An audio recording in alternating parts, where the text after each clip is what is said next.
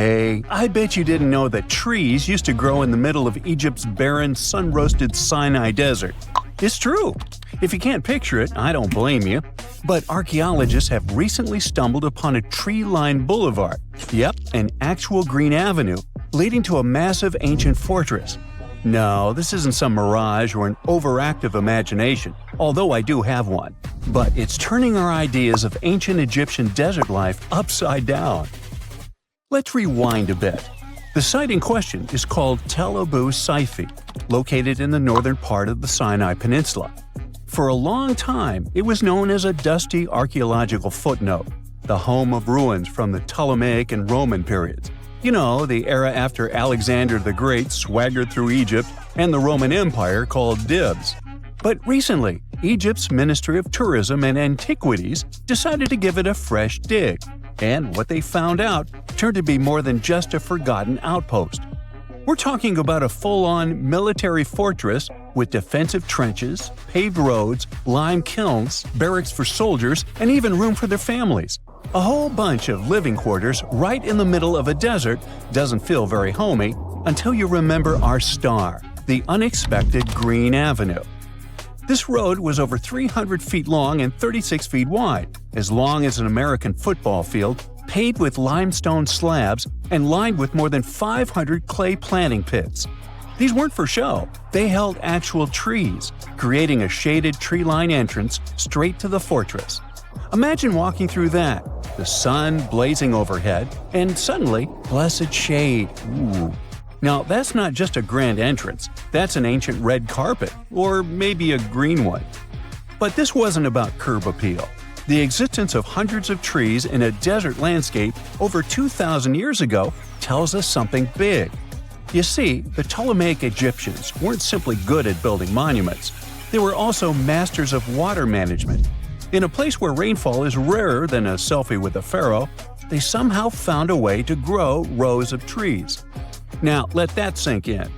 To irrigate that many trees in a desert, they must have had a sophisticated irrigation or water transport system, something capable of moving and distributing water efficiently in this harsh climate. Maybe they channeled groundwater, or maybe they captured seasonal rain, or maybe ancient sprinkler systems. Okay, maybe not that fancy. But still, it's clear they were ahead of their time. Here's the thing, we already know the Egyptians mastered water control. They harnessed the Nile with ditches and canals to feed distant fields. So irrigation wasn't exactly a mystery to them. They had the skills and the knowledge. And sure, scientists still debate what the Sinai climate was like 2,000 years ago. But many believe it may have once been greener. After all, take one look at those dramatic mountains and rocky landscapes, shaped and sculpted as if by brute force of ancient rivers. And it's hard not to think that water once played a bigger role out there. Plus, archaeologists have found tons of evidence showing that Ptolemaic Egyptians cultivated fruits, vines, and trees on a large scale. In other words, growing a forest in a desert might feel wild to us, but to them, it was just another Tuesday. And now, this Green Avenue is making archaeologists wonder, what if similar irrigation systems were used elsewhere, say for transporting the enormous stones used to build the pyramids? There's already a theory that ancient rivers or human-made canals helped move those stones. And the Tel Abu Saifi discovery? Well, it might just be the missing puzzle piece. This isn't just a dream. Back then, rivers were like highways, power grids, and cargo trains of the ancient world, all rolled into one. Egyptians used them for everything – irrigating crops, trading goods, powering industry, and even mobilizing for war. If you were doing something important, odds are it involved a river. But wait, it gets even better. Excavations revealed deep defensive trenches, like ancient moats, dug more than 6 feet deep around the fortress. Those weren't just muddy ditches. They were part of an elaborate defense system designed to be filled or bridged to control access. Think of it as ancient Egypt's version of a retractable security gate, minus the hydraulics. And while the trenches were keeping intruders out, life inside the fortress was bustling. Remember how we said archaeologists had found military housing units? It turns out soldiers might have lived there with their families. So this wasn't just a barracks, it was a thriving community. with meals, routines, kids playing, and probably a whole lot of ancient gossip flying around the dinner table. In addition to all the military stuff, researchers found 4 massive lime kilns used to produce quicklime, an essential ingredient for making construction mortar. These kilns are a big deal because they suggest that during the later Roman period, Tel Abu Saifi turned into an industrial hub. It was like the Home Depot of ancient Egypt, churning out materials to build and repair buildings. But here's where the plot thickens. Underneath all of this, beneath the roads, the trenches, the kilns, archaeologists found the corners of an even older structure, a mystery building. Could it be the remains of a third, much older fortress? Or an ancient cemetery or lost city?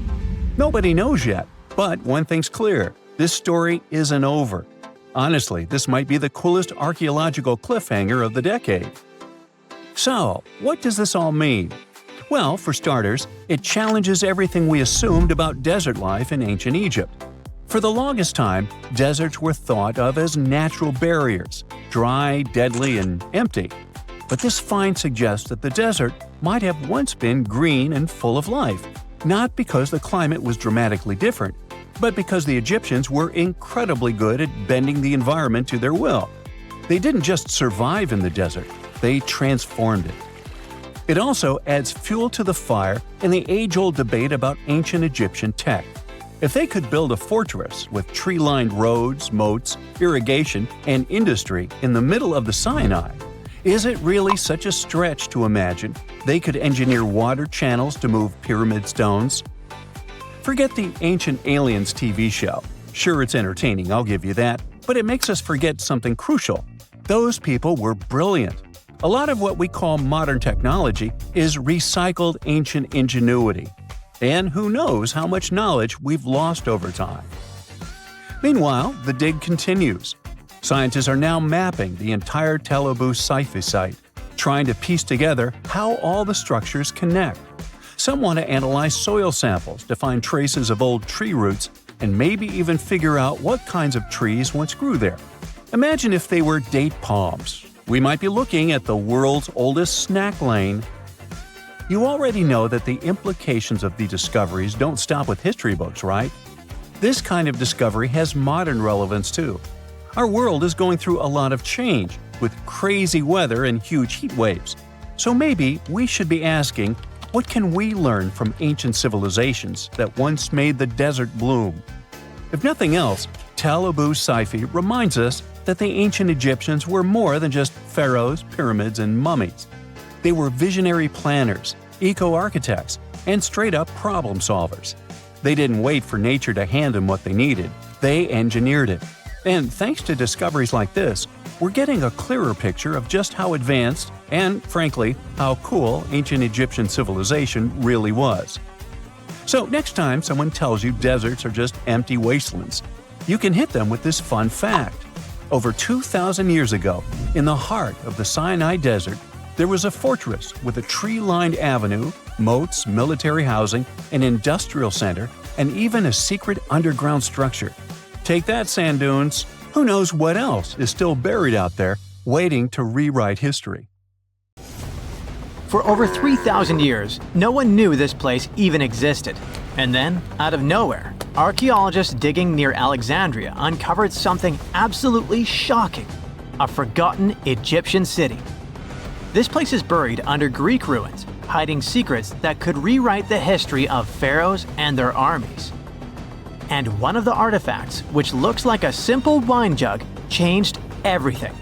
We thought that we already placed all the important parts on the map of ancient Egypt: pyramids, Thebes, Luxor, Alexandria. But nope, the map just got an update. The new city was a big deal, and it's about 3,400 years old. It's just been discovered at the site called Kom el Nugus.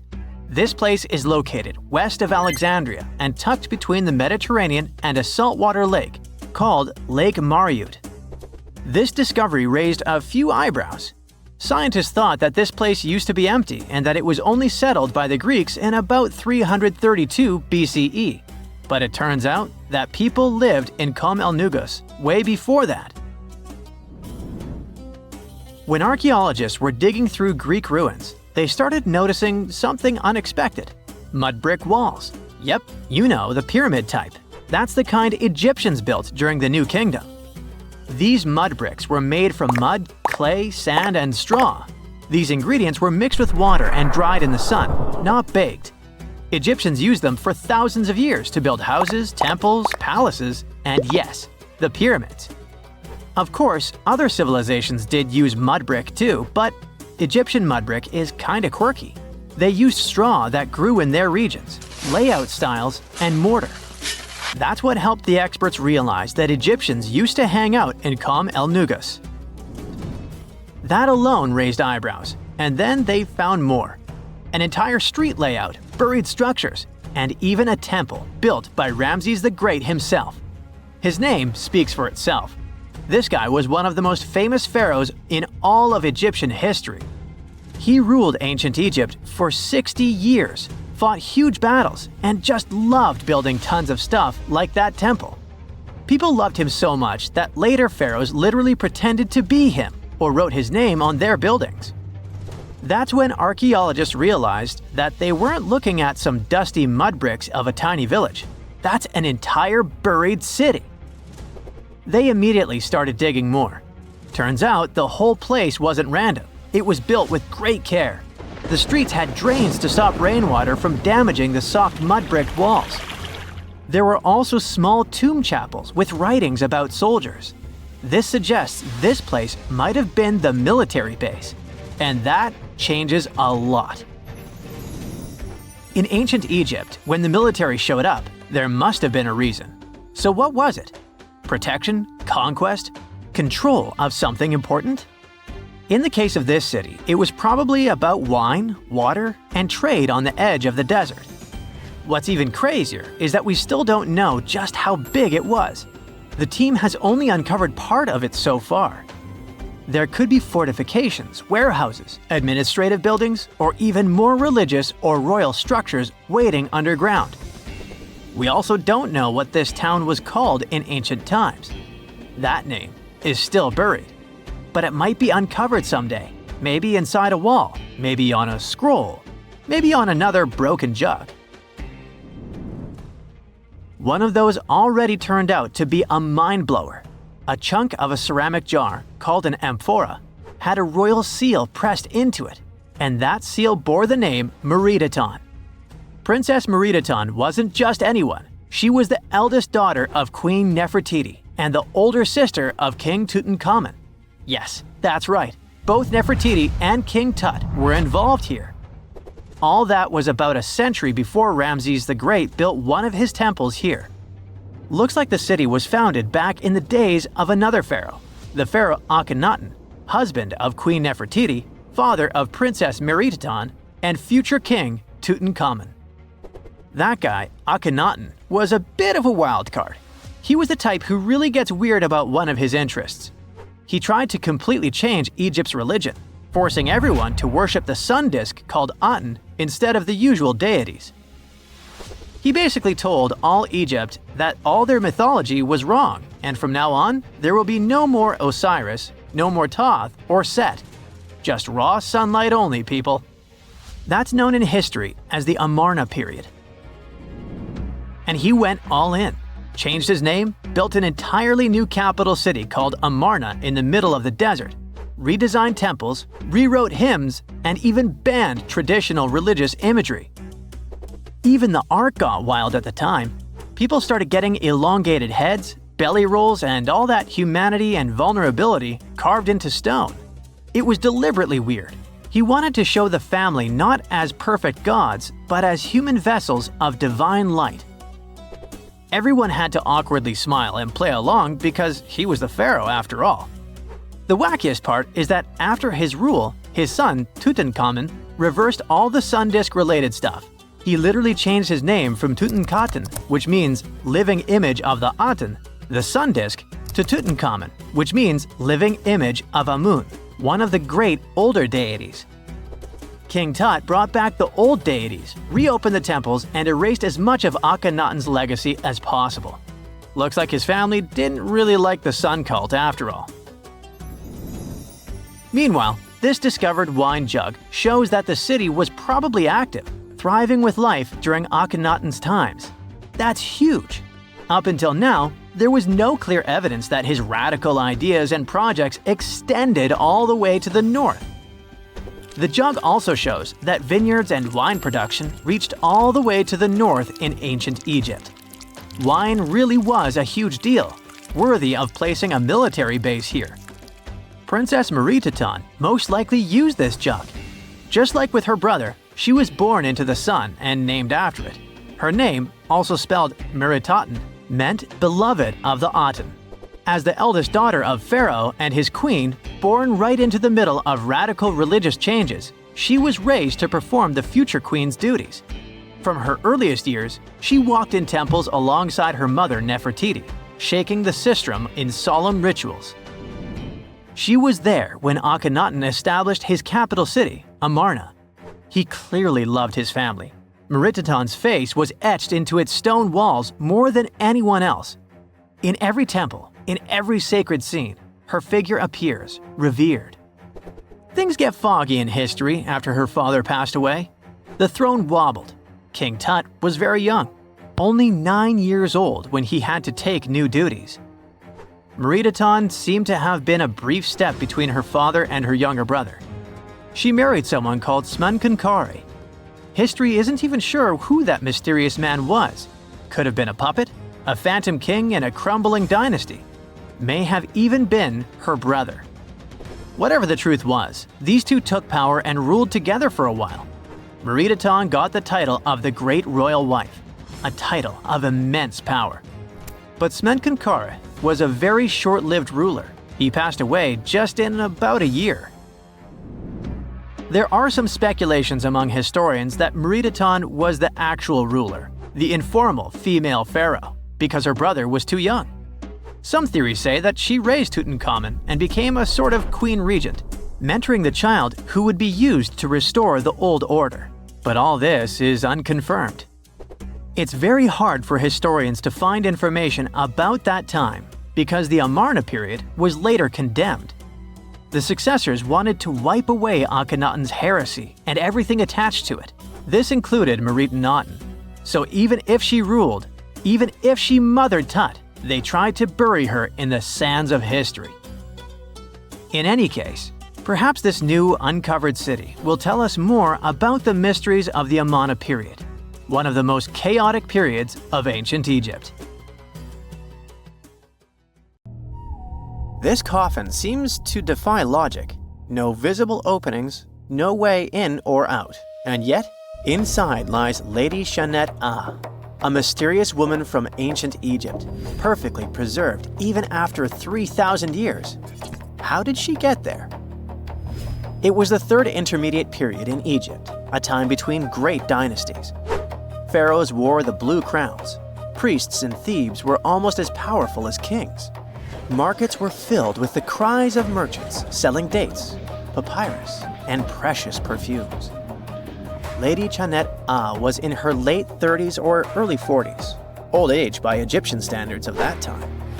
Like other Egyptians at the time, she ate meals of bread, lentils, and fish.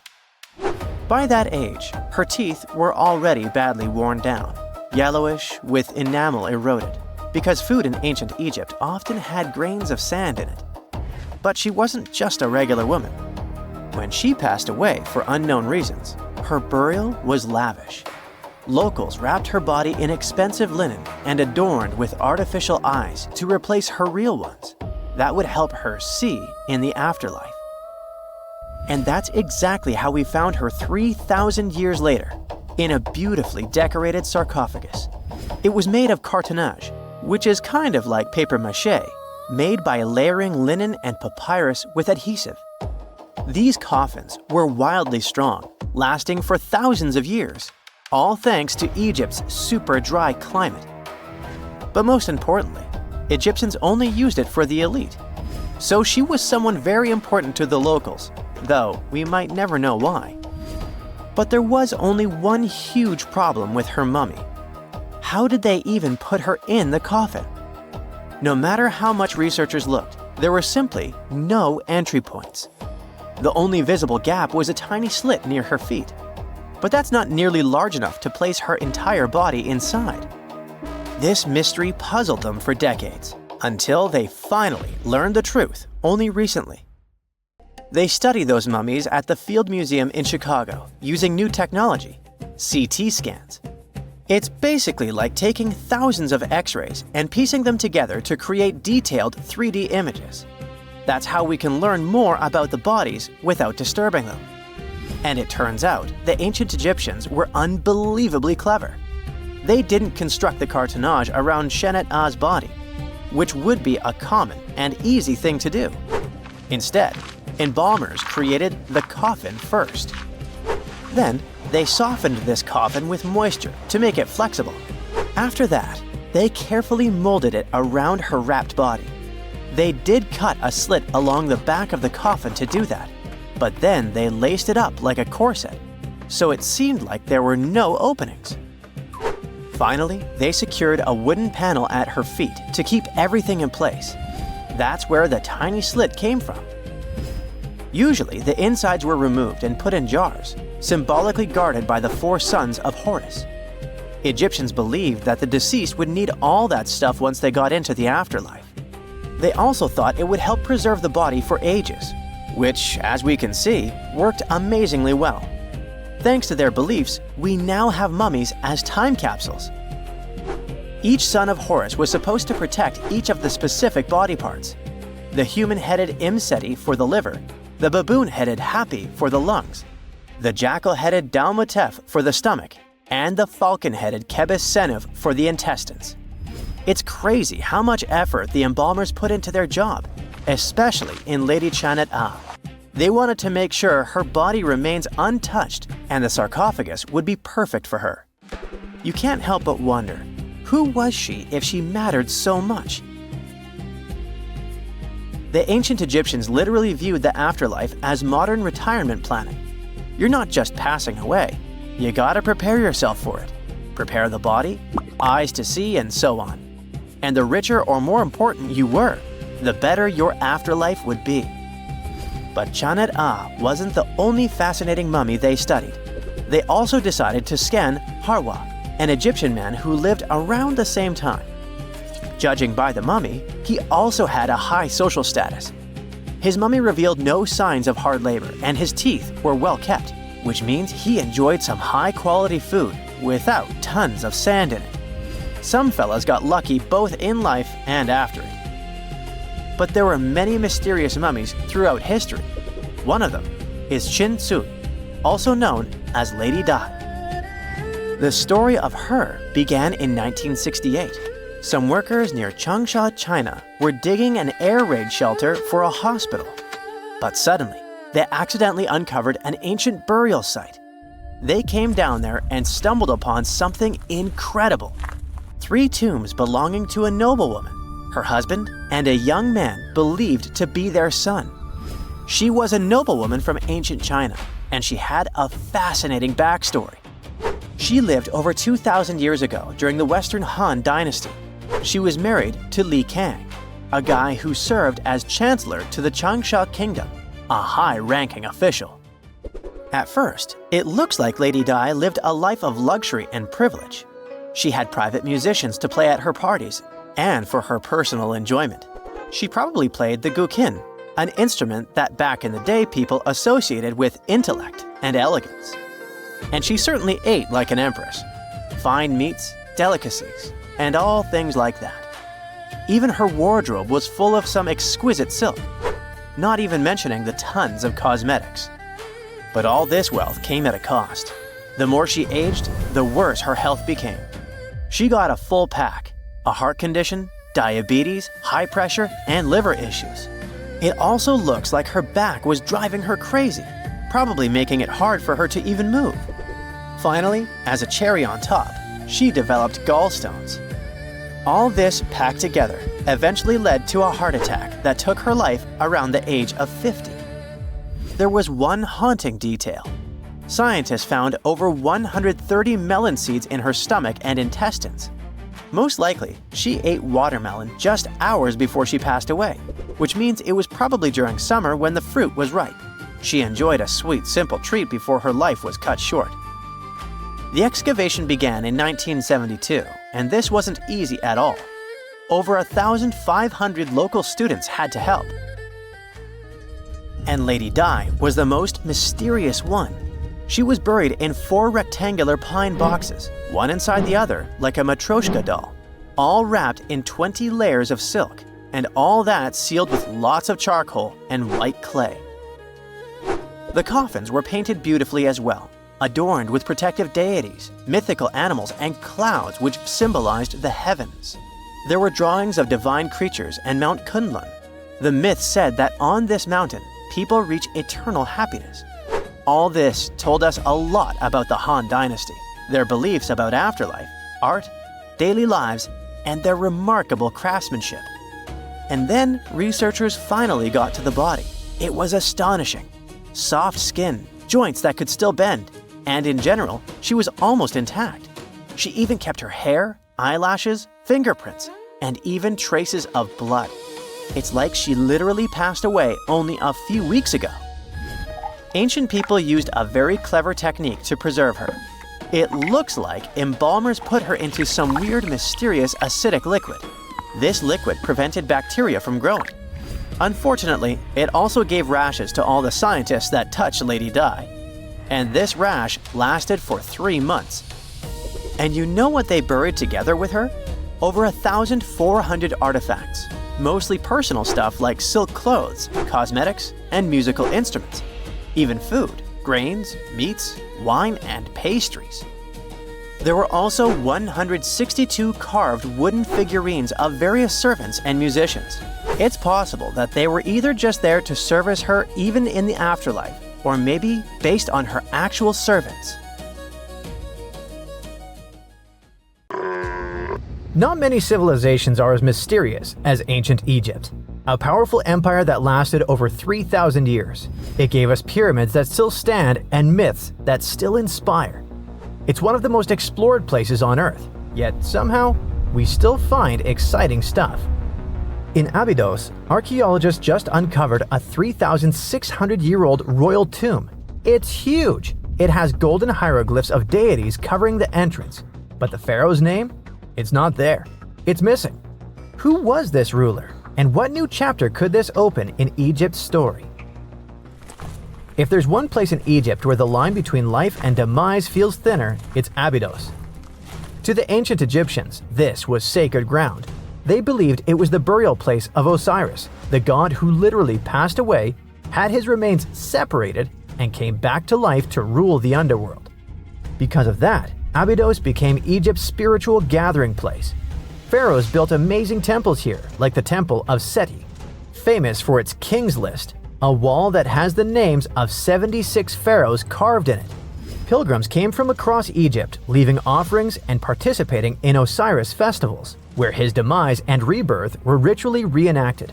It wasn't just symbolic worship, it was Egypt's version of Comic-Con. But instead of cosplaying superheroes, people reenacted gods coming back to life. Obviously, pharaohs competed to be buried as close to Osiris as possible. Abydos became part cemetery, part holy city, part afterlife insurance policy. Fast forward thousands of years, and we still uncover remarkable stuff around Abydos. That's the case with the recently discovered tomb. In early 2025, a joint team of researchers from the US and Egypt decided to dig beneath a rocky rise ominously called Anubis Mountain. You remember Anubis, the jackal-headed deity who guarded cemeteries. The uncovered royal burial was hidden 23 feet below the surface. Sadly, even though it eluded archaeologists for so long, robbers had already taken away with treasures ages ago. They could definitely tell this was a tomb of someone super important. Similar to how you can walk around a mansion with no furniture but still deduce that someone rich must have lived there. The chamber had mud brick vaults rising over 16 feet. That's taller than a female giraffe standing upright. For something built 36 centuries ago, it still felt enormous. However, when you remember that Egyptians were masters of architecture, nothing seems surprising. So no treasures, no golden mask, and sadly, no name. The cartouche that should have spelled the king's identity was unreadable. Egyptian tombs usually bragged about who was inside. In ancient Egypt, a cartouche was basically a big oval name tag for kings wrapped in hieroglyphs. Think of them as VIP passes that worked in both this life and the next.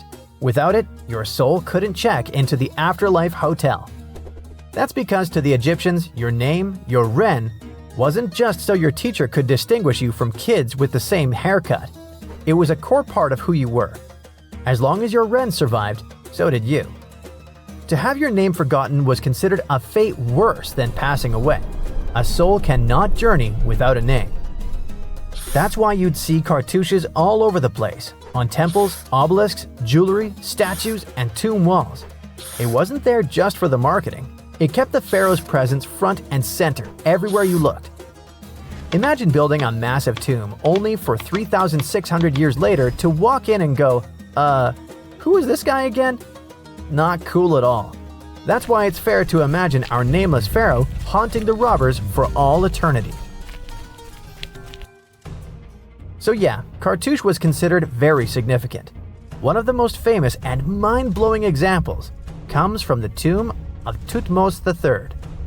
His burial chamber and sarcophagus were literally shaped like a cartouche. In other words, the entire room was a living architectural symbol of his name. Thankfully, in the recently discovered tomb, not everything was erased. Painted in golden hues at the entrance were two familiar guardians, deities Isis and Nephthys. Isis was the magician who stitched Osiris back together and breathed life into him. Nephthys, her sister, was the eternal mourner and protector of the mummy. Together, they promised that whoever rested here would not face the afterlife alone, and it's one additional proof of the importance of the mysterious pharaoh. So, who could this be? To answer that, we need to go down history lane. This tomb dates back to Egypt's messy chapter called the Second Intermediate Period.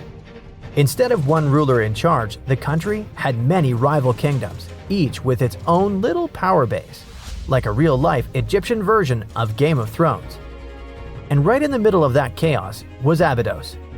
For a while, it was home to its own line of kings, the so-called Abydos dynasty. Those weren't the pyramid builders everyone knows, and that's why they're so mysterious. They left behind almost nothing. No great monuments, no sprawling cities, just fragments of names on broken blocks. For centuries, many scholars even doubted they existed at all. That sorta changed in 2014, when archaeologists uncovered the tomb of Senebkay, one of those shadowy kings. Now, everything we know about Senebkay points to him having quite a story to tell. His bones revealed 18 deep wounds, the kind you get in battle.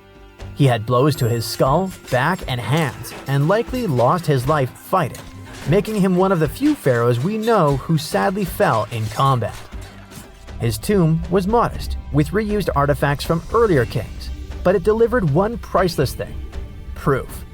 Until Senebkay, the Abydos dynasty was just a theory. With him, it became real. And that's why the new discovery could be a big deal. The newly uncovered royal tomb at Abydos shares the same layout and style as Senebkay's. It has limestone chambers, mud brick vaults, and protective deities, although it's much bigger. Which again raises the possibility that we're looking at an even earlier, more powerful ruler of Abydos. Whoever he was, he wanted to be remembered alongside the greats. Which is ironic, because it seems that history tried erasing him. Perhaps additional findings alongside his tomb could tell us more. Yes, there's more, and it's actually pretty cool. Not far from Abydos, in the village of Banawit, archaeologists uncovered a Roman-era pottery workshop. Yeah, you heard that right, a pottery factory close to a pharaoh's burial ground. The site had huge clay kilns, storage rooms, and even broken shards called ostraca. They were basically ancient sticky notes, except instead of shopping lists, those had receipts scratched onto them in Greek and Demotic Egyptian. Little records of everyday transactions, the kind of thing you'd never expect to find near a lost dynasty king. Honestly, the potters missed a chance. Forget boring receipts, they should have been selling Osiris's mugs and Anubis figurines to pilgrims and tourists. But that's not all. It seems that centuries later, during the medieval period, the same ground became a cemetery. Archaeologists found mud brick graves with skeletal remains. This could mean that Abydos kept its aura of significance for hundreds of years after the age of pharaohs. So why this hill again and again? Is this place really a getaway to the afterlife? It is, after all, the very place where Osiris is said to rest. That belief lingered like a shadow for thousands of years, strong enough to pull in pharaohs and later medieval families. Different rituals, same sacred ground. Although, to be fair, the Romans weren't here for Osiris. They came to make pots. The story of Abydos is not over. The excavations will continue, and who knows what else could be discovered in the future. Today, archaeologists are armed with tools that are basically X-ray glasses for the desert. Every scan could reveal a hidden chamber, or if we're lucky, finally give our nameless pharaoh his wren back to him. In fact, I became strangely invested in finding out who he was. So let's hope for some news soon. It's only a matter of time. Do you have your own theories? Let me know. Most people know that pyramids were built as grand tombs for the pharaohs, designed to ensure they had a smooth journey to the afterlife. The Great Pyramid of Giza, for instance, was constructed for the pharaoh Khufu. But what most people don't know is that this whole pyramid building trend started right here with the step pyramid of Djoser about 4,700 years ago. This massive structure was built for Pharaoh Djoser, a ruler from Egypt's third dynasty. It rises 7 layers high above the ground and stands about 200 feet tall. We think of it today as a phenomenal architectural project, but for ancient Egyptians, the step pyramid of Djoser turned out to be more like a massive experiment, a trial run, if you will, to perfect their building skills before they moved on to even more ambitious pyramids. Reaching new heights is super exciting, but the real mystery is what is going on below the ground. In this pyramid's underground labyrinth, there is a network of tunnels stretching about 3.5 miles long, and some researchers believe these tunnels might have been part of a sophisticated water system that could completely change what we think about pyramid construction. Let's talk about this massive complex located in Saqqara. Surrounding the pyramid, there's what's known as a dry moat, a continuous trench that is up to 164 feet wide and almost 2 miles long. It forms a sort of rectangular shape around the pyramid. This trench has an average depth of about 65 feet. Now, if you were to add up all the earth and rock they dug out to create this moat, it would be about 10 times the volume of the step pyramid itself. For the longest time, people just assumed this trench was nothing more than a huge quarry, a place where they dug up stone and clay to build the step pyramid. Makes sense, right? But when you take a closer look, it doesn't add up. The trench is too narrow and deep to be practical for mining, and its layout doesn't match anything we know about ancient Egyptian quarrying methods. Plus, some sections of the trench are actually covered with a rocky ceiling, which would have made it nearly impossible to use as a quarry. Another theory suggests that the dry moat had some kind of spiritual significance. Maybe it was a sacred place, where souls of nobles gathered to serve the late king in the afterlife. There are even niches in the walls that work as a hint at this spiritual function. But most researchers believe that this purpose likely developed much later, long after the complex was built for Djoser. So what was the moat really designed for? In 2020, a researcher came up with a pretty intriguing idea. It is possible that this trench was actually designed to collect and manage water, especially after heavy rainfalls. Now, that makes sense when you consider the location. The moat sits in an area that could easily have been flooded by runoff water from nearby plains. This could also explain why the trench wasn't used for new graves until much later when the climate became drier and less prone to flooding. The story becomes even more intriguing as this trench appears to be part of a larger, more complex hydraulic system within the Djoser complex. It is like the trench has several compartments, carefully carved out of the rock and connected by tunnels. These compartments likely served as a part of a water treatment system, where water would flow from one compartment to the next, getting cleaner as it moved along. Now, here is where things start to tie into the pyramid itself.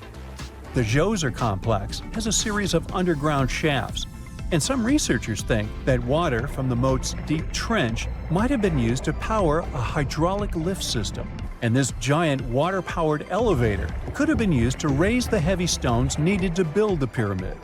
It worked like a volcano, but instead of lava, water did the heavy lifting. Imagine a big deep hole in the ground at the center of the pyramid site. Inside this hole, there was a huge wooden platform, kind of like a giant raft that could move up and down. When the workers wanted to lift a heavy stone, they would fill the hole with water. As the water rose, the wooden platform started to float up, carrying the stone with it, almost like a giant water-powered elevator. When the stone reached the right height, the workers slid it off the platform and onto the pyramid. The idea is that water from the deep trench, after being cleaned and filtered, would flow into these shafts. A massive float, possibly made of wood, would then rise as the water filled the shaft, lifting the stones up to where they were needed for construction. Once the stone was in place, they'd let the water out, lowering the platform back down to the bottom, ready to lift the next stone. This fancy hydraulic lift system could have been a game changer, making the whole building process a lot faster and more efficient without using a lot of workforce. It is like the ancient Egyptians were already embracing the whole idea of work smarter, not harder.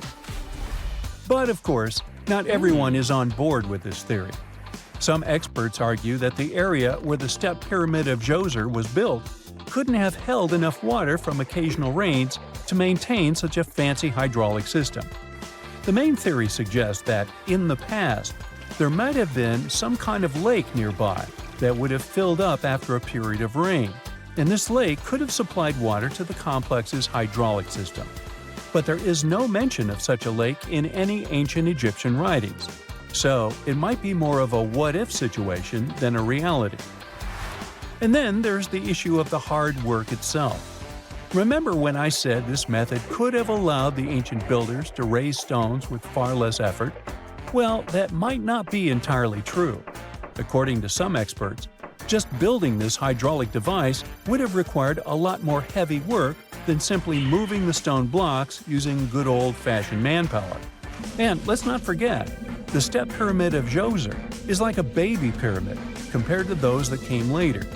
The stones used for Djoser's pyramid weighed, on average, about 660 pounds each, which is nothing compared to the more than 2.5-ton blocks used later for the pyramid of Chephren. If this cool water lift theory gets completely ruled out, we still need to explain how this pyramid was built in the first place. To answer that, we need to rewind a bit and talk about the original plans. See, before Djoser's tomb became a pyramid, the idea was to construct a simple mastaba. This type of tomb was pretty common in earlier periods, a flat-roofed, rectangular structure with sloping sides. But after the original mastaba was finished, they decided to expand it a bit by adding more layers on top. And then they added even more layers, until the construction reached 6 distinctive steps, each one smaller than the previous.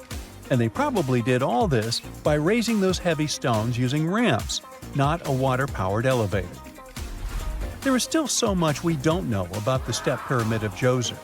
More research is definitely needed to fully understand how this system worked, or if it even existed at all. But the idea of using water to help build the pyramid adds a whole new layer to our understanding of ancient Egyptian engineering. It's a powerful reminder of just how clever and resourceful those builders were, using the natural landscape and the power of water to create one of the most iconic monuments in history.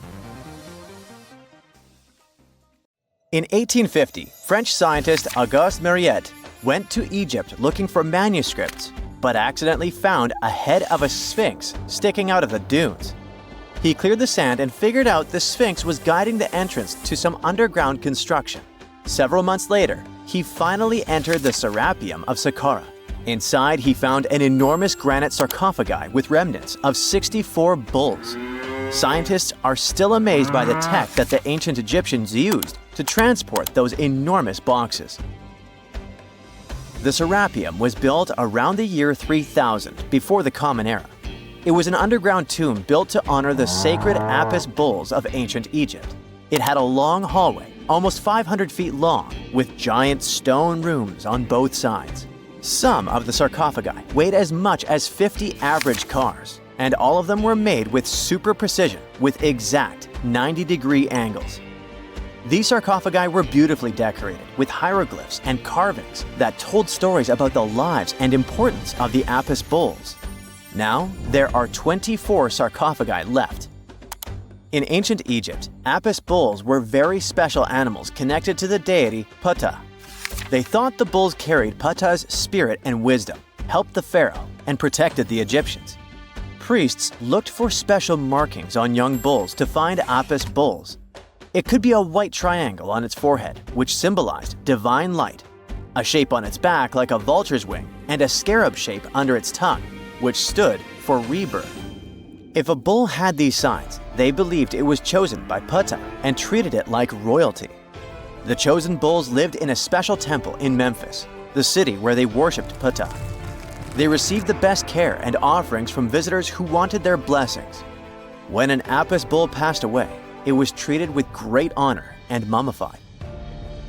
When Mariette entered the Serapeum, he noticed traces of rollers on the gallery's floor and found 2 wooden horizontal winches. Each had 8 levers.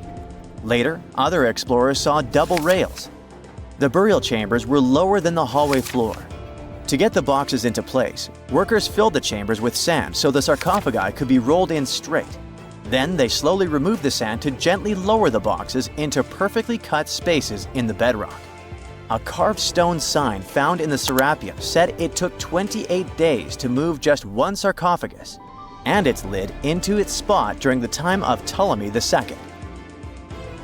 The extreme precision of the sarcophagi with 90-degree angles also has an explanation. Ancient Egyptians wrote texts, or rather, papyrus, on geometry a long time ago. It shows that they knew the approximate number pi and could calculate the volume of a pyramid with its top cut off. If they could figure out complicated math like that back then, it makes sense that they could also carve perfectly flat surfaces 500 years later. All this sounds pretty legit, but some people think certain things don't add up here. The size of boxes is way larger than the size of bulls, yet they buried pharaohs in tiny coffins that barely fit their bodies. The sarcophagi are made out of granite with crazy precision, and they could have just used limestone, which would have made things way easier. The transportation of the boxes seems pretty simple, but only in theory. If one person could pull about 440 pounds, then at least 250 people would be needed to pull just one box. The tunnels in the Serapeum are really narrow, only about 2 feet wider than the boxes themselves. There's no way hundreds of people could have squeezed into those tight spaces to pull the boxes. And even if they did, how would they turn the box in the cramped corridor, lower it into its niche, and place it perfectly in the middle? Somehow they did this 24 times, and every box is centered perfectly. Plus, the chambers were dusty, and there were no signs of soot from lamps. This means they must have worked in almost complete darkness. The real use of the boxes could also be different. A long time ago, even before the Egyptian pharaohs ruled, the local people already knew how to use fermentation. It happens when tiny organisms called yeast eat certain ingredients like starch and turn them into gas and ethanol. So someone in ancient Egypt probably put food like barley, bread, and even meat inside a giant stone box, then closed it tight with a heavy lid. These stone boxes, carved from granite, were so precisely made that they were almost completely sealed, so nothing could escape from it. As the yeast inside the box started working, it created more and more CO2 gas. It built up pressure inside the box. The granite boxes were incredibly strong. They could handle more pressure than a car tire can hold. When granite was squeezed under such pressure, its crystals produced a tiny electric charge. This effect was possible because granite contains quartz, a material that reacts to pressure this way. The process also needed meat or animal parts, possibly to help the yeast grow better. Meat contains something called oleic acid, which yeast needs to keep growing and to survive the bad effects of the ethanol it produces. As the pressure inside the box kept growing, the combination of gases and electricity made these boxes not just ancient fridges, but powerful energy systems. Over time, the pressure inside got so strong that it could push the lid open and the gas would escape with a pop. But when people rediscovered the Serapeum in 1850, they found old drawings that showed piles of stones stacked on top of some of the box lids. So, someone long ago probably tried to make the lids even heavier by adding extra weight to make it harder for the gas pressure to push them open. This extra weight also meant the quartz crystals in the granite could keep creating more electricity under all that pressure. If someone opened one of these stone boxes thousands of years later, they would only find bones from bulls that were placed in the box. And that's exactly what Mariette discovered in the 1850s. They opened the Serapeum for visitors soon after the first excavations in the second half of the 19th century. Prince of Wales even had a luncheon with his guests in one of the sarcophagi.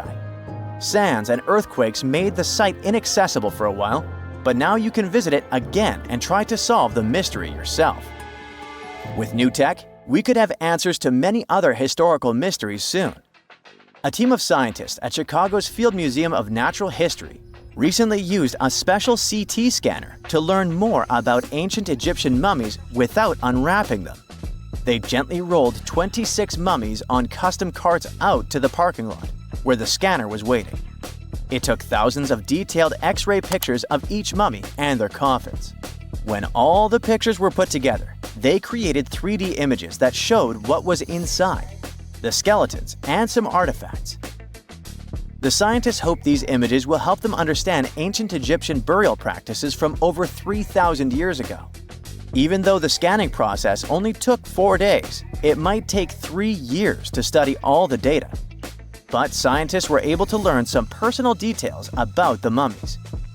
One of the most popular mummified individuals at the museum, Lady Chineta, was a woman who lived in ancient Egypt about 3,000 years ago. It looks like she passed away in her late 30s or early 40s. To make sure her body looked complete for the afterlife, embalmers put stuffing in her neck to keep it from collapsing. They also placed artificial eyes in her sockets, so she would have eyes in the next world. She was wrapped in fancy linen and placed in a beautifully decorated coffin. The scans revealed that it had been carefully crafted with a slit at the back, which embalmers used to fit the body. There were also some artistic details on the surface, like markings for her knees. It looks like her burial was on the scale of a high-end luxury car. If there's a question that still baffles archaeologists to this day, it's this one. How did the ancient Egyptians build those magnificent pyramids? As far as we know today, their resources were quite limited, especially in terms of tools and building materials. We still don't have a fully satisfying answer, but hey, we've got some pretty amazing theories worth considering. The leading contender among these theories involves the clever Egyptians employing a sneaky strategy. Now picture this. They constructed a slanted and curving mound made of bricks, earth, and sand encircling the pyramid to be. As the pyramid grew taller and taller, they simply increased the height and length of this wacky structure. It's like they were playing an ancient game of Jenga. Now, how did they get those massive stone blocks up there? Well, according to the legendary ancient Greek historian Herodotus, they used sleds, rollers, and levers. It sounds like they turned construction into a supersized game of tug-of-war. And guess what? Herodotus also claimed that the Great Pyramid, the one from Giza, the granddaddy of them all, took a whopping 20 years to build. There's more. Herodotus also dropped a mind-boggling number on us. 100,000 men were supposedly involved in this pyramid extravaganza. Did they hire the entire Egyptian population? Well, it might not be as far-fetched as it sounds. These men were probably mostly farmers, so they probably focused on the pyramids when there wasn't much work to be done in the fields. You know, like during the flood season of the Nile River. Obviously, specialists in the archaeological community had something to add to this theory. By the late 20th century, they discovered some evidence that suggests the workforce might have been smaller and more permanent than previously thought. Instead of a massive army of 100,000 pyramid builders, they proposed that a modest crew of around 20,000 workers, accompanied by support personnel like bakers, physicians, and even spiritual leaders, could have gotten the job done. There was also this theory that claimed that the pyramids were actually built from the top downward. It suggested that these colossal structures were nothing more than isolated hills used as quarries. The stones were supposedly drawn from these hills, and over time, competing engineers took charge and transformed them into the iconic pyramids we know today. Now, before you dismiss this theory as a wild fantasy, some folks thought it wasn't completely crazy. After all, there are instances where isolated hills exist, so maybe this theory had a tiny glimmer of truth. Whether it involved ramp building or ingenious work schedules, one thing is clear. Those pyramids have definitely left their mark on history and on our imaginations.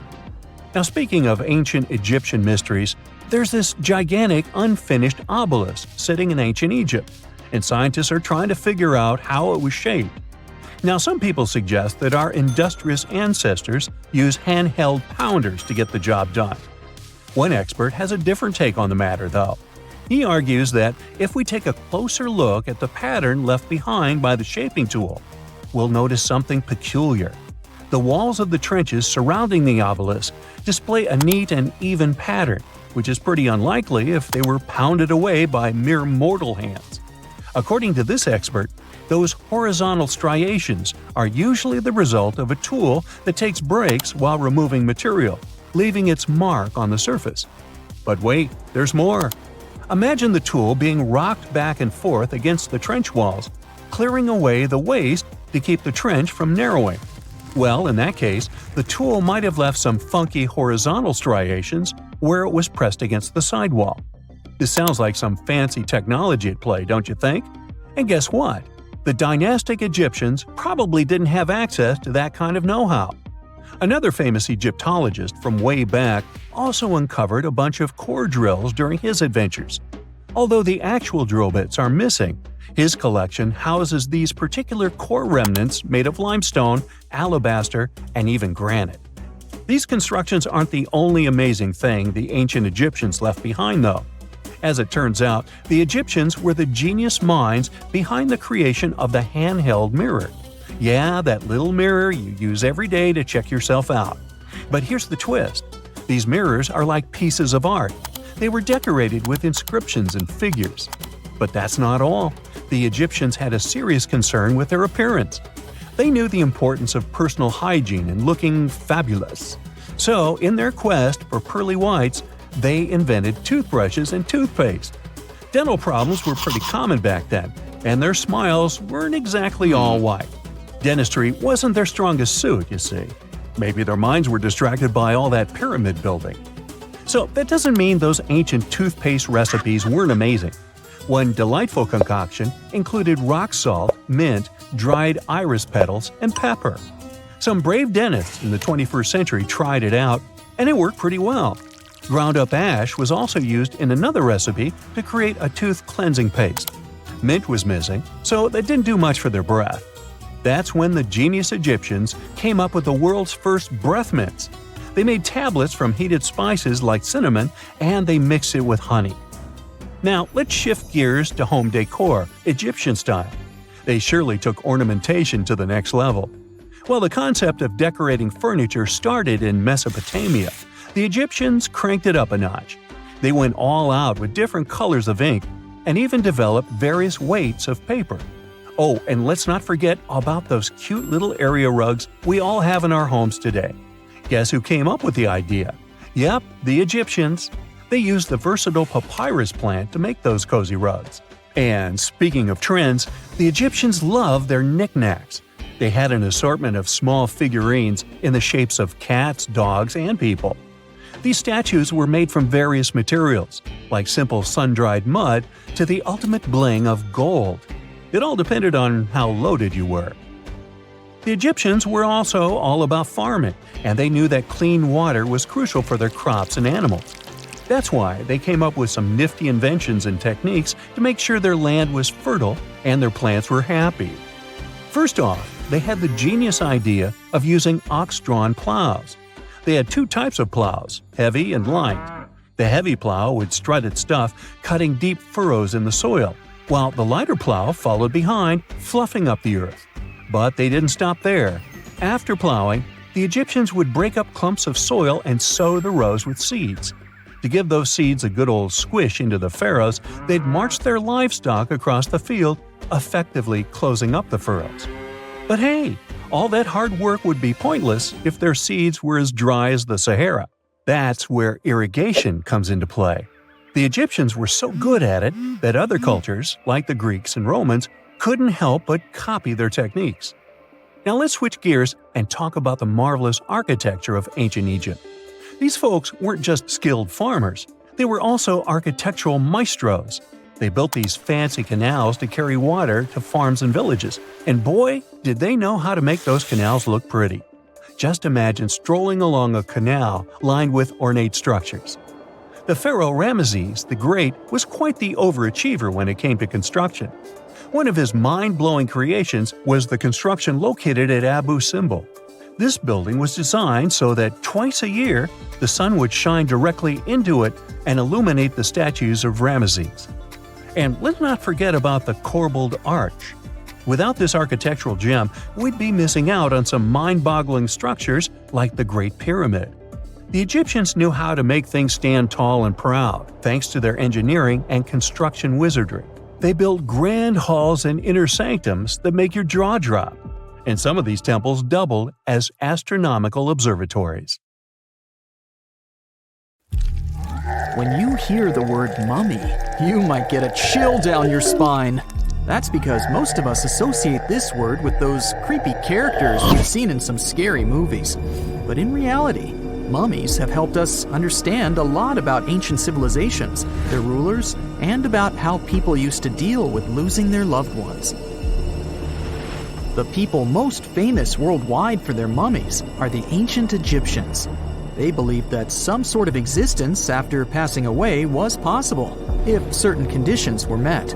That's why they insisted on preserving the human body through the process of mummification and placing the mummy in a furnished tomb, kind of like giving it a fully functioning apartment of its own. Why did they believe in this? Well, because they were deeply connected to their natural environment for the most part.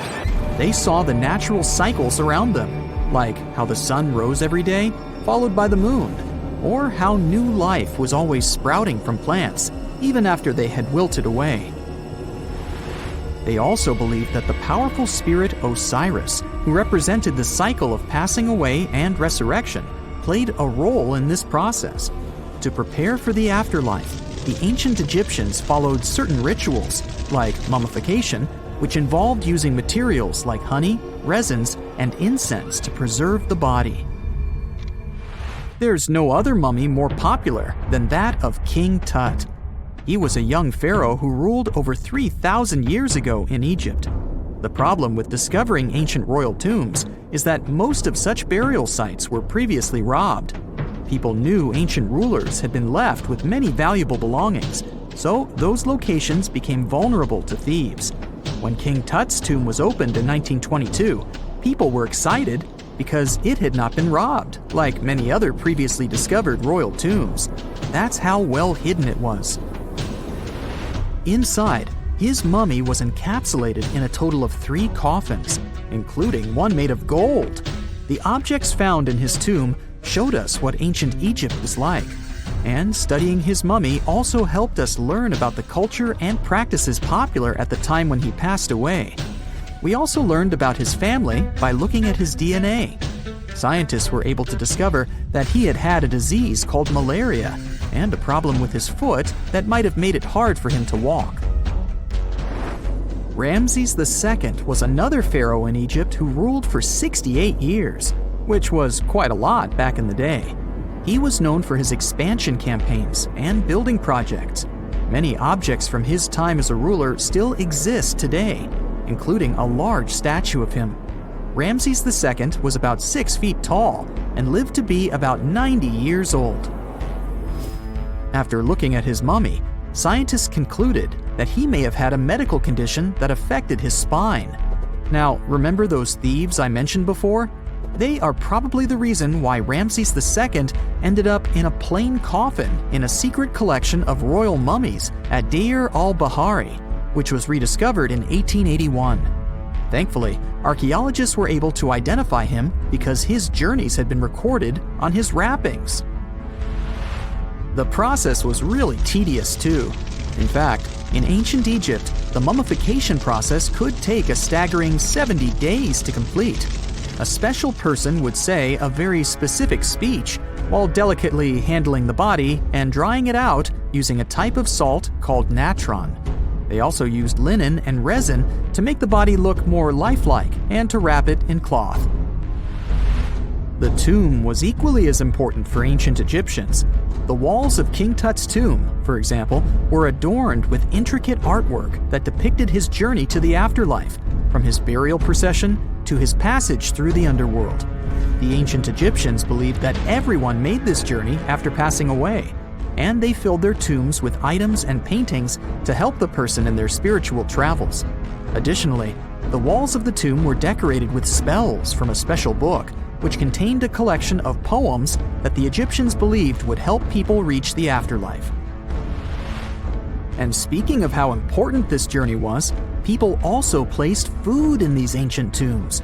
In King Tut's tomb, archaeologists discovered 36 jars of vintage beverages and 8 baskets of fruit, which were believed to be left there to help him in his journey to the afterlife. The Egyptians believed that traveling to the afterlife took a really long time, so they left a lot of supplies, such as food and water, to sustain their loved ones. Pharaohs also generally had numerous luxurious garments and beautiful jewelry in their tombs to ensure that they would have a fashionable journey. These items included various types of linen clothing, such as tunics, scarves, gloves, and headdresses, as well as a lot of gold jewelry with precious stones, like bracelets, buckles, pendants, necklaces, rings, and even precious depictions of insects for protection. Some were also deposited with fans made from ivory and ostrich feathers to keep them cool in the afterlife. Some ancient rulers were even placed in their forever apartments along with boats. For example, Pharaoh Khufu built the Great Pyramid at Giza as his tomb, and a large ship was found inside. King Tut, however, was buried with multiple boat paddles, but no actual boat. Instead, he had 3 chariots and numerous walking sticks made of precious materials, perhaps indicating he'd rather travel to the beyond by land, not by water. Amongst the most interesting objects found near ancient mummies are bottles of oils and perfumes. If rulers were supposed to be fashionable, why not smell nice too, right? Also, some of them had some ancient kinds of board games, most of them made out of precious materials like gold or ivory. One of those games was called Senet. It was very popular amongst the ancient Egyptians and very similar to modern-day chess. The ancient Egyptians may have the most famous mummies out there, but they weren't the first to invent the procedure. In fact, it all started in South America with an ancient civilization named the Chinchorro. As far as we know today, these people were the first to mummify their loved ones that had passed away. They did it somewhere around 2,000 years before the Egyptians started their own rituals. Sure, we can tell a lot about ancient rulers by studying these mummies, but until recently, we had no idea what they really looked like during their lifetime. Not so long ago, though, some very special mummy paintings were found by archaeologists studying ancient Egyptian objects. These mummy portraits are highly detailed paintings of individuals that were made while they were still alive. Such paintings were often painted on wood, as opposed to the classical portraits we all know about, which are painted on canvas. They are known for their realism and beauty, and have even been used by researchers to diagnose diseases by comparing them to the corresponding mummies. Some of these portraits also include depictions of jewelry, which was later found on the mummies. The recent discovery of these mummy portraits in Central Egypt is significant, as it marks the first time in over a century that such paintings have been found. Mummies appeared all around the world naturally, too. Mummification can occur without people intervening because of natural conditions, like extremely cold or hot environments, places with a lack of oxygen, or accidental exposure to chemicals that preserve the body. These conditions don't allow bacteria to grow, resulting in the body remaining more or less intact. Famous Otzi was one of these mummies. We know today he was a man who lived around 5,000 years ago in Europe. But upon his discovery in the Alps in 1991, Austrian authorities initially believed that he was a modern mountaineer because of how well preserved the body was. However, after the Iceman was removed from the glacier, it was determined that he was actually from the Copper Age. Secant, cosine, tangent, sine, 3.14159. Yeah, that was the cheer we heard coming from the trigonometry club back in the day. For the rest of us in math class, terms such as sine, tangent, and pi were just bewildering. Who invented these and why? Was their only purpose to make it harder for students? Well, not quite. Trigonometry was invented by the ancient Egyptians. They needed this knowledge to construct pyramids, and they did a pretty good job too. The Great Pyramid in Giza still stands today, some 4,500 years after it was built. No recalls either. So let's get out of that classroom and on a journey through time to reveal the secrets behind the ancient Egyptians' precision. Here you are, standing on the Great Pyramid's construction site, some 9 miles from Cairo. Well, the city still isn't there, as you're surrounded only by the desert and teams of construction workers. They're transporting large stone blocks weighing 2.5 tons each. They're inside a wooden sled that sits on large rollers. A crew of 8 men rolls these blocks along the ground. You immediately think of the rollers on a supermarket cash register. The principle is exactly the same, but the scale is greater, much greater. Scientists estimate that the Egyptians used 2.3 million such blocks in the Great Pyramid alone. And the block in front of you is one of the lighter ones. The heaviest of them weighed up to 15 tons. But where did all these blocks come from? Most of them originated from quarries around Giza. It's not that impressive, you think, but wait until you hear how ancient engineers transported the granite used in construction over 500 miles to the pyramid. There were no railways or highways back then, but the mighty Nile was always there. Researchers even believe that the Egyptians dug a canal to connect the Nile directly to the pyramid's construction site. All they had to do then was to wait for the flood season to begin, and voila! The rising water levels floated the heavy stone blocks for them. But how did they lift the enormous stones on dry land to stack them up to the top? Did they use oversized cranes? Well, ancient Egyptians worked around this problem, literally speaking. One of the workers is now pointing to the giant ramp going around the pyramid they're building. This is how a mountain road zigzags its way to the top. If the ramp went directly to the top of the pyramid, then workers couldn't pull the stone blocks along it. It would be too steep. Scientists have calculated that 8% could be the maximum incline. So ancient Egyptians just extended the ramp around the pyramid. Again, these are all theories, as the ramp could have been inside the pyramid, as some researchers suggest. The exact building method is still a mystery, guarded by the Sphinx. That's its real name, right? Wrong. As the Great Sphinx is just the statue's alias. You know, the name writers take when they want to hide their true identity, or a singer's stage name. The Sphinx's real name, translated from Egyptian, means Horus in the horizon. That was the name for the Egyptian deity of the sky. The trail of mystery doesn't end there, as a man walks past you with a bucket of paint. He's going to add a touch of color to the Great Sphinx. Researchers found specks of this red color next to its ear. That was some strong paint, as it survived for thousands of years. You are now standing straight in front of the Sphinx. You look up. It's very tall, right? 66 feet to be precise. Now resist the urge to take a selfie. You can do it! Now you notice something else. It looks like the Sphinx is in the center of a giant triangle in the back. That's one side of the Great Pyramid. And no, your eyes are not playing tricks on you. The Sphinx really does sit in the center of the pyramid's lateral face. Here's where math comes in handy. A pyramid has 4 sides, called lateral faces. There's also a 5th face, the base, but that's not visible. It's, wait for it, face down. The Sphinx has one last mystery to reveal: its age. Scientists agree that Pharaoh Khafre built the Sphinx. He ruled after his father, who had built a great pyramid nearby. So both structures were finished around the same time. Let's talk about numbers again. You've heard of Cleopatra, the Egyptian princess described as a woman of great beauty. Hello? She saw the pyramids, but she lived closer to the time of the first iPhone than the time of the people who built the pyramids. Fascinating, right? You can see thousands of people around you. They're working hard to build the pharaoh's tomb. But how many of them are there exactly? One Greek philosopher estimated there were as many as 100,000 workers. Seems like an okay number for such an enormous structure, but it can't be true. Science simply can't back up this number. Egyptologists put the total number of workers at 30,000. And yes, Indiana Jones was one of them, at least on the big screen, but he showed up late. Egyptologists know a lot about the pyramids, but not everything.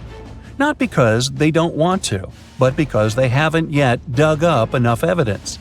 They can only guess how the building process went. First, engineers would arrive to choose the right spot and do the necessary measurements. That's why they needed all that complicated math. Then, it's time for sourcing the material, the large stone blocks I mentioned earlier.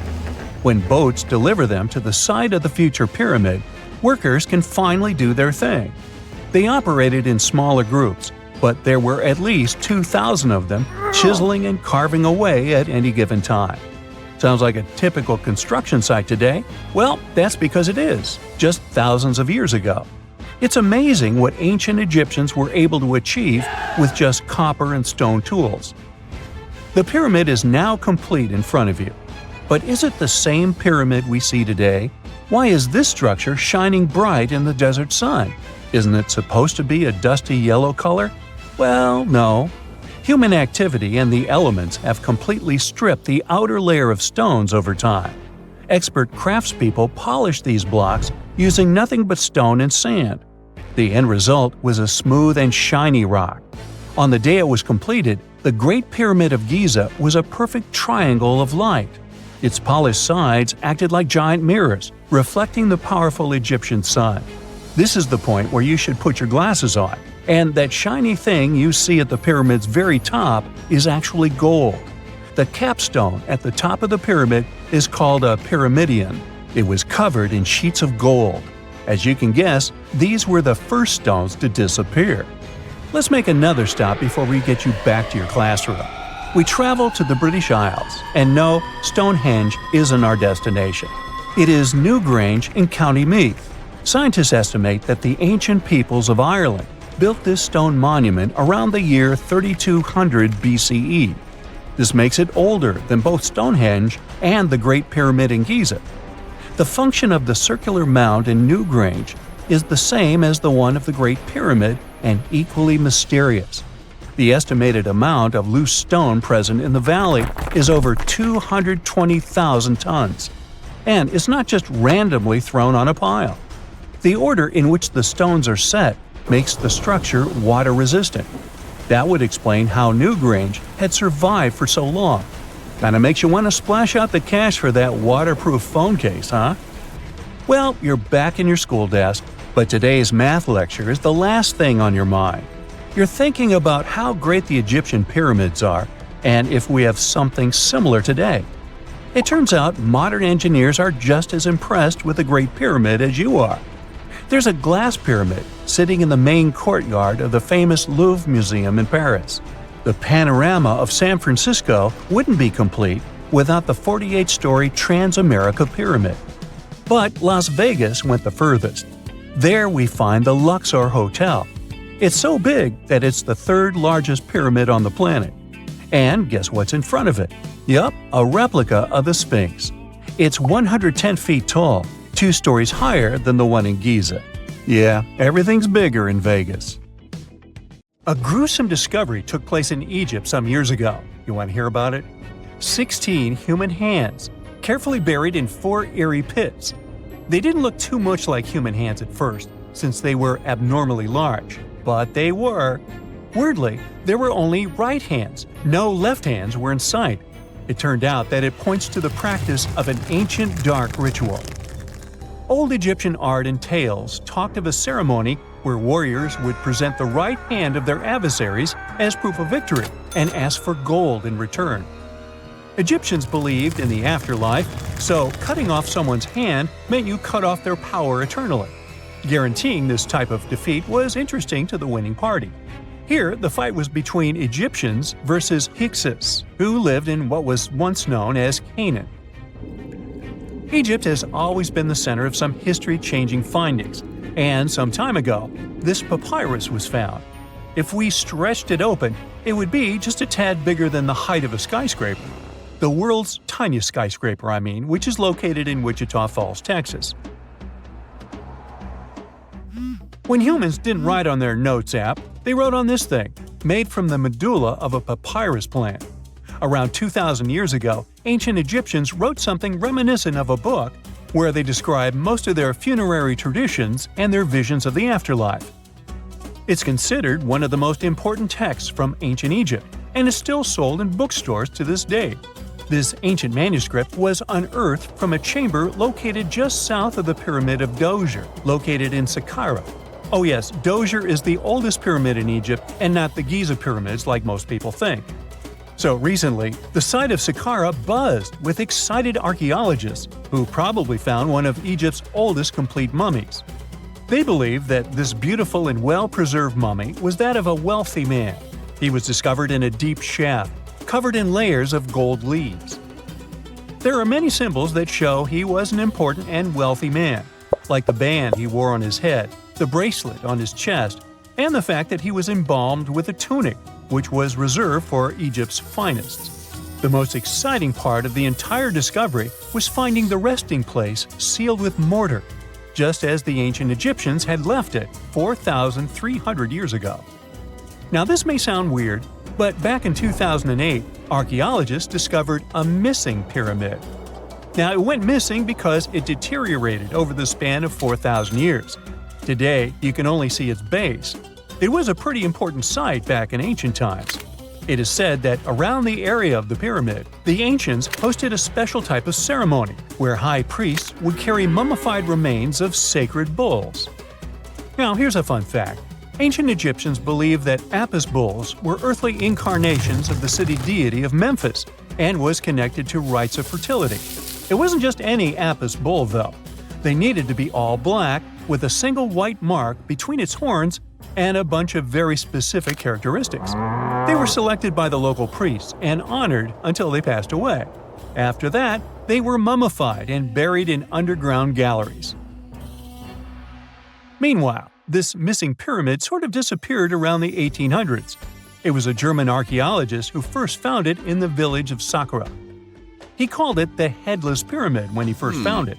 But then, years after the official discovery, the desert sand came along and covered the whole thing. There were some excavations between the 19th and 20th centuries, but they weren't too systematic. That's why scientists were so thrilled when they dug an entire pyramid's base after removing the 25-foot mound of sand that was covering it. Oh, and it turns out American archaeologists are excavating a cemetery in Egypt that could contain over 1 million mummified bodies. So far, archaeologists have dug around 1,700 mummies.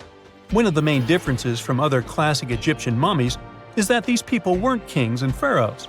They were commoners that most likely lived about 1,500 years ago, when Egypt was controlled by the Roman and Byzantine empires. The name of the cemetery is cool though, the Way of the Water Buffalo, just in case you want to check it out on your next trip. Other than bulls and buffaloes, ancient Egyptians also liked baboons. Are you seeing a pattern here? In the beginning of the 20th century, archaeologists discovered a site filled with mummified baboons in a place called, guess what? The Valley of Monkeys. An animal wouldn't have been mummified if it wasn't considered important. Certain animals were more important than others, since they were linked to specific deities.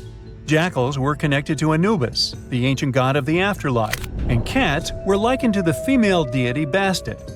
Baboons were a pretty big deal, since they were believed to be connected to Thoth, the deity of wisdom and advisor to Ra, one of Egypt's supreme deities. The archaeologists who studied these animals weren't too happy. They think these baboons were kept inside and were deprived of sunlight for most of their lives. They had extreme vitamin D deficiencies and they were poorly fed. Maybe Thoth got angry with these baboon keepers. Just a guess. Since there's never a boring day for archaeologists in Egypt, they also found human mummies with golden tongues. Since Egyptians were all about the afterlife, they believed that golden tongues might help a person speak once they pass to the other side. I mean, it's a long shot, but hey, why not? Some of these mummies were placed in wooden coffins with goods, such as necklaces, pottery, golden artifacts in the shape of lotus flowers, and scarab beetles, and iPhones. Just kidding. A new temple was also unearthed recently in Egypt. Scientists believe it was dedicated to honor Zeus Cassios. That deity would be a cross between Zeus, the almighty Greek deity of the sky, and Mount Cassios. While digging around the Sinai Peninsula in Egypt, archaeologists spotted two pink granite columns poking out of the ground, and bingo. They believe these columns represented the temple's front gate and collapsed during an earthquake many years ago. And speaking of deities, there weren't only super serious deities. Recently, scientists unearthed a golden ring in a city south of Cairo. No, Frodo, it's not magical. It was a normal gold ring, but it had the depiction of the deity of fun, officially named Bes. This deity is often described in sacred texts as a happy chubby dwarf. Today, many tattoos we get are sorta deprived of any sense and are made of aesthetic purposes only. In ancient Egypt, though, women would get tattoos as a token of protection for childbirth. That's what scientists think, at least. Around the Nile region, scientists found some mummies that had well-preserved tattoos, which is a rarity since the skin deteriorates so easily. Two of these women tattooed their lower backs, and the drawings were simple. They were mostly pictures, including that same chubby dwarf we just talked about, Bes. He also had a side hustle as the protector of women during childbirth. Now, would you believe me if I told you ancient Egyptians invented robots? No? Well, that's because that's not entirely true. Sure, they were astronomers, mathematicians, and engineers, and somehow they also squeezed an eccentric invention into that package: an automated deity some scientists called Hathor. This wooden statue had been in the Metropolitan Museum of Art for years before someone noticed its secret. With the help of an X-ray machine, specialists discovered a mechanical operating system inside it. The pulley-like axis goes from the statue's shoulder to her left leg. When the system rotates, the statue raises and lowers her hand. Hey, pick me! I got my hand up here.